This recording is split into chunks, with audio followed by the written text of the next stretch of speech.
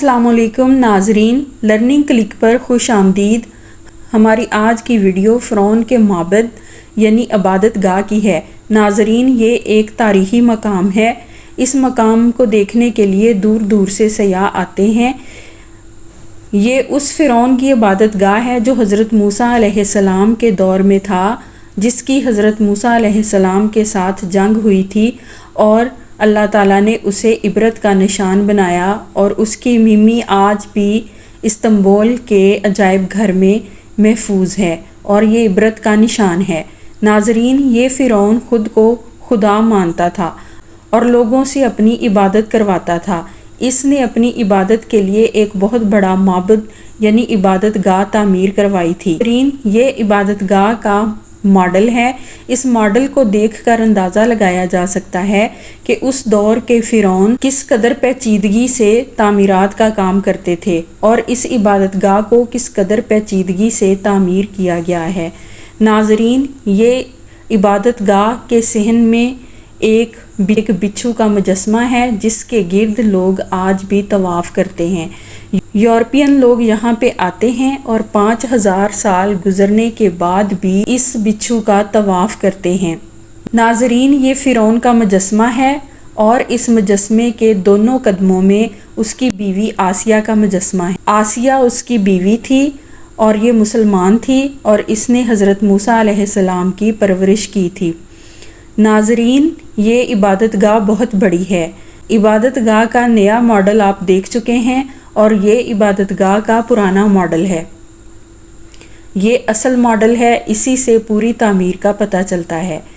عبادت گاہ کا صحن بہت بڑا ہے اور دور دور سے لوگ اس عبادت گاہ کو دیکھنے کے لیے آتے ہیں۔ اس عبادت گاہ میں 134 پلر بنائے گئے ہیں۔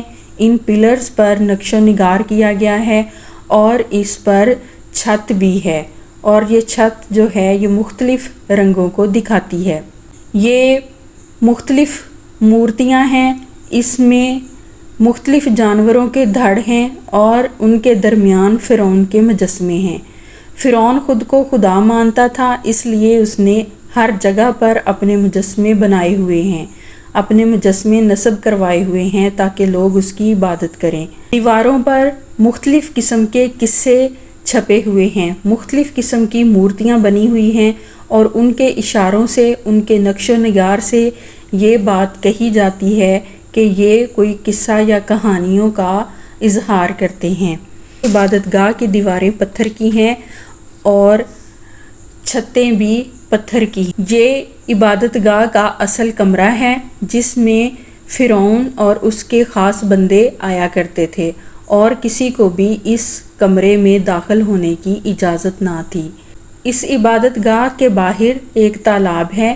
اس تالاب میں فرعون غسل کیا کرتے تھے اور اس کے بعد وہ عبادت گاہ میں عبادت کیا کرتے تھے۔ ناظرین، اس عبادت گاہ کو دیکھ کر پتہ چلتا ہے کہ فرعون کس قدر مشرک تھا، کو نہیں مانتا تھا، خود کو خدا کہتا تھا اور لوگوں سے اپنی عبادت کرواتا تھا۔ لیکن اللہ تعالیٰ ہر جگہ موجود ہے، ہمیشہ سے ہے، ہمیشہ رہے گا، کوئی بھی اس کا شریک نہیں ہے۔ ہزاروں شیاطین آئے اور اس دنیا سے نیست و نابود ہو گئے، جن میں سے ایک یہ فرعون بھی ہے۔ ناظرین، یہ تھی ہماری آج کی ویڈیو۔ اگر ویڈیو پسند آئی ہو تو اس کو لائک کیجیے گا اور چینل کو سبسکرائب کیجیے گا۔ ملتے ہیں اگلی ویڈیو میں، تب تک کے لیے اللہ حافظ۔